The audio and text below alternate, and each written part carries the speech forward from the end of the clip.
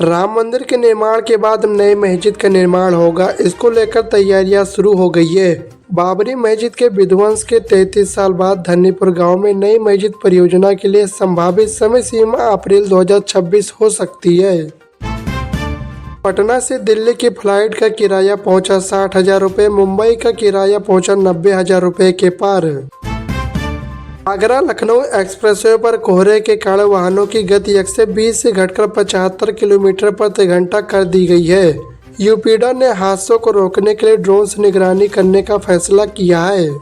कोहरे में ज्यादा हादसे रात 12 बजे से सुबह 8 बजे के बीच होते हैं। 4 पहिया वाहनों के लिए 75 किलोमीटर प्रति घंटा और भारी वाहनों के लिए 80 किलोमीटर प्रति घंटा की गति सीमा तय की गई है। टाटा ने फुल चार्जिंग पर 502 किलोमीटर दौड़ाने वाली ई कार को किया सस्ता, पूरे 1,80,000 का मिल रहा है डिस्काउंट। गोरखपुर और देवरिया के बीच राप्ती नदी पर 72 करोड़ रुपए की लागत से पुल का निर्माण शुरू हो गया है। 2 साल में बनने वाले इस पुल से 1.5 लाख लोगों को सुविधा मिलेगी और देवरिया की दूरी 15 किलोमीटर कम हो जाएगी। दिसंबर 2027 तक पुल का काम पूरा होने का लक्ष्य है।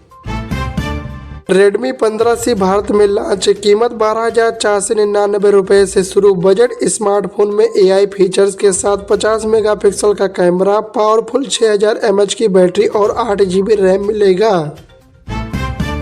सिगरेट, पान मसाला जैसे प्रोडक्ट पर सरकार अब एक्स्ट्रा टैक्स लगाएगी। एक्स्ट्रा टैक्स से आने वाले पैसों को नेशनल सिक्योरिटी के लिए इस्तेमाल किया जाएगा। यह जानकारी लोकसभा में वित्त मंत्री निर्मला सीतारमण ने दी है। चलिए दोस्तों, अगली खबर बताने से पहले इस वीडियो को भी लाइक करें, शेयर करें और चैनल को सब्सक्राइब करके बेल आइकन प्रेस कर लीजिए। उत्तर और मध्य भारत के कई हिस्सों में तापमान अचानक तेजी से गिरने की संभावना है। मौसम विभाग के मुताबिक उत्तर प्रदेश, बिहार, राजस्थान, हरियाणा, पंजाब, दिल्ली, NCR, महाराष्ट्र के उत्तरी पश्चिमी इलाके और मध्य प्रदेश के कुछ हिस्सों में ठंडी हवाओं के चलते शीतलहर की स्थिति बन सकती है। उत्तर प्रदेश सरकार ने राज्य कर्मचारियों को अपनी चल अचल संपत्ति का विवरण मानव संपदा पोर्टल पर 31 जनवरी तक दर्ज करने का निर्देश दिया है। आगरा में बीमा सखी योजना की शुरुआत हो चुकी है। इस योजना के तहत ग्रामीण महिलाओं को रोजगार मिलेगा। पहले बैच में 9 सखियों ने परीक्षा उत्तीर्ण की है। इन सभी को प्रशिक्षण दिया जाएगा। सोना 1,207 रुपये गिरकर 1,28,000 प्रति 10 ग्राम हुआ। चांदी 5 से 30 रुपये सस्ती होकर 1,75,000 किलो पर हुई। कैरेट के हिसाब से देखें गोल्ड की कीमत है।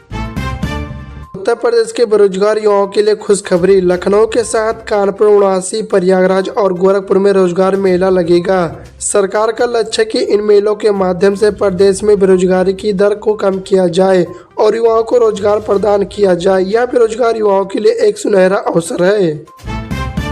उत्तर प्रदेश सरकार चकबंदी प्रक्रिया को पारदर्शी बनाने के लिए हर घाटी का ई-नक्शा तैयार करेगी। रोवर मशीन से बने नए नक्शे पुराने नक्शे से मिलाए जाएंगे। पहले चरण में यह कुछ गांव में लागू होगा, फिर पूरे प्रदेश में। इससे भूमि विवाद कम होने की उम्मीद है। उत्तर प्रदेश सरकार PM कुसुम योजना के तहत 2025-26 में किसानों को सब्सिडी पर 40,521 सोलर पंप देगी। आवेदन 15 दिसंबर तक कृषि विभाग की वेबसाइट पर किया जा सकता है। यह योजना पंजीकृत किसानों के लिए जिनका चयन ई-लॉटरी से होगा। माघ मेले के दौरान श्रद्धालुओं की सुविधा के लिए रेलवे ने गोरखपुर लखनऊ वंदे भारत एक्सप्रेस को 13 से 25 जनवरी तक प्रयागराज जंक्शन के बजाय फाफामऊ स्टेशन से चलाने का निर्णय लिया है। इससे लखनऊ, अयोध्या और गोरखपुर रोड के यात्रियों को राहत मिलेगी, क्योंकि फाफामऊ स्टेशन गंगा पथ से जुड़ा है। उत्तर प्रदेश परिवहन विभाग में एक महत्वपूर्ण बदलाव होने जा रहा है। परिवहन मंत्री के अनुसार राज्य के सभी रेलवे स्टेशन और हवाई अड्डों को आपस में जोड़ा जाएगा। इस योजना का मुख्य उद्देश्य यात्रियों की यात्रा को आसान और सुगम बनाना है, जिससे कनेक्टिविटी में सुधार होगा। आधार कार्ड अब जन्म तिथि के प्रमाण के रूप में स्वीकार नहीं किया जाएगा। प्रदेश सरकार ने सभी विभागों को इसके स्पष्ट निर्देश जारी कर दिया है। मुंबई से अहमदाबाद के बाद चेन्नई से हैदराबाद बुलेट ट्रेन परियोजना आगे बढ़ रही है। 7 से 78 किलोमीटर लंबे रूट की DPR अंतिम चरण में है, जिससे 12 घंटे की यात्रा लगभग 2.5 घंटे में सिमट जाएगी।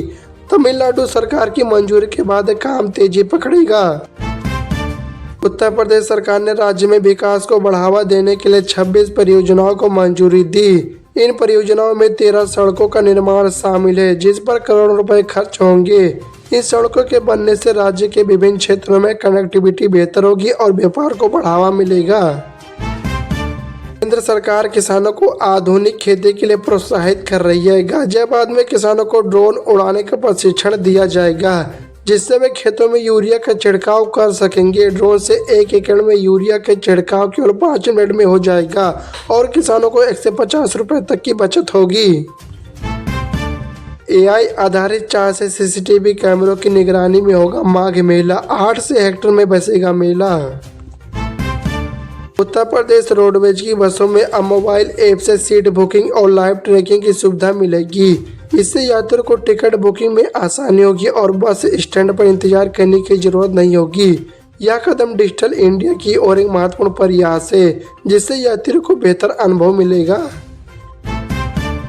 नई टाउनशिप के विकास के लिए योगी सरकार ने बड़ा फैसला लिया है। अब लखनऊ विकास प्राधिकरण को कृषि भूमि को सीधे आवासीय भूमि में बदलने का अधिकार मिल गया है। अब LDA खुद कृषि भूमि को आवासीय करेगा।